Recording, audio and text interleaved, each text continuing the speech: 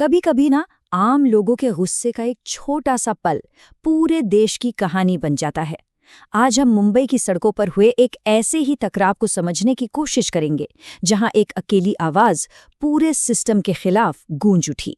चलिए देखते हैं कि आखिर हुआ क्या था। ये सिर्फ शब्द नहीं है, ये वो फ्रस्ट्रेशन है, वो गुस्सा है जो ट्रैफिक में फंसे हजारों लाखों लोग हर रोज महसूस करते हैं। और बस इसी एक पल से ये पूरी कहानी वायरल हो गई। तो सवाल यही उठता है कि आखिर ऐसा क्या होता है कि एक आम इंसान इस तरह सरेआम बोलने पर मजबूर हो जाता है। क्या ये सिर्फ एक घंटे की देरी का गुस्सा था या इसके पीछे की वजह कुछ और भी गहरी थी? ठीक है, तो सबसे पहले सीन को समझते हैं। ये सब हुआ कहाँ और किन हालात में, क्योंकि किसी भी टकराव को समझने के लिए उसका कॉन्टेक्स्ट जानना बहुत जरूरी है।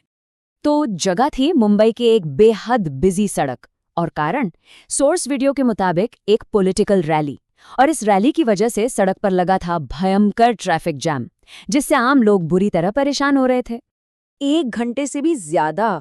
जरा सोचिए, एक ही जगह पर इतना लंबा इंतजार, जब कहीं और वक्त पर पहुंचना हो। यही वो वक्त था जो उस महिला के गुस्से की सबसे बड़ी वजह बना। ये सिर्फ एक नंबर नहीं, ये किसी के कीमती वक्त की बर्बादी थी।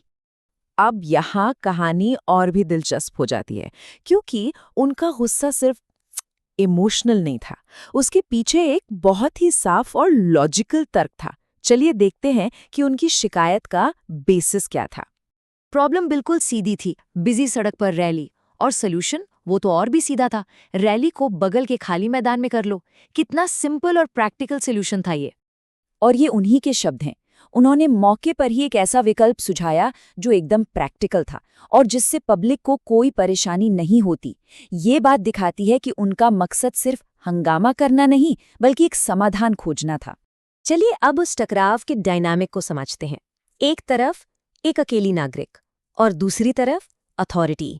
ये मंजर अपने आप में बहुत कुछ कहता है। उन्होंने सीधे सीधे अकाउंटेबिलिटी की मांग की। वो जानना चाहती थीं कि इस पूरी गड़बड़ी के लिए आखिर जिम्मेदार कौन है। और भीड़ में इस तरह सवाल पूछना ये अपने आप में एक बहुत हिम्मत वाला कदम था। इन अधूरे वाक्यों में ना उनकी पर्सनल जिम्मेदारियां और उनकी बेसब्री साफ झलकती है। ये हमें याद दिलाता है कि पब्लिक की परेशानी का असर हमेशा पर्सनल होता है। उनकी लड़ाई सिर्फ ट्रैफिक जैम से नहीं, अपने जरूरी काम पूरे करने के लिए भी थी। और फिर उन्होंने वो किया जो आज के डिजिटल युग में नागरिक विरोध का सबसे बड़ा हथियार बन गया है। उन्होंने अपना फोन निकाला और रिकॉर्डिंग शुरू कर दी। इस एक लाइन में सोशल मीडिया की पूरी ताकत छिपी है।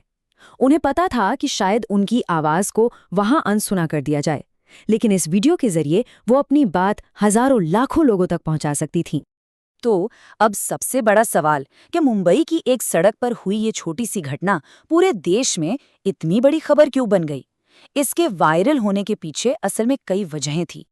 देखिए, पहली वजह तो ये है कि ट्रैफिक का फ्रस्ट्रेशन हम सब महसूस करते हैं, तो वो बात सीधे कनेक्ट हुई। दूसरा, ये एक आम आदमी बनाम सिस्टम वाली कहानी थी जो हमेशा लोगों का ध्यान खींचती है। और सबसे बढ़कर उनकी बात में जो साफ लॉजिक था ना, उसने लोगों के दिलों को छू लिया। तो कुल मिलाकर बात यह है कि उस एक महिला की आवाज उन लाखों लोगों की आवाज बन गई जो रोज ऐसी ही परेशानियों से चुपचाप गुजरते रहते हैं। ये घटना सिर्फ एक ट्रैफिक जैम की नहीं, बल्कि पब्लिक के अधिकारों और असुविधा के बीच की लड़ाई का एक सिंबल बन गई। और आखिर में ये पूरा मामला हमें एक बहुत बड़े और जरूरी सवाल पर लाकर खड़ा कर देता है। एक डेमोक्रेसी में पॉलिटिकल पार्टियों को अपनी बात रखने का हक है, बिल्कुल है, लेकिन उस अधिकार की लाइन कहाँ खत्म होती है? क्या जनता की रोजमर्रा की जिंदगी को मुश्किल में डालना इसकी कीमत हो सकती है? इस पर सोचना बहुत जरूरी है।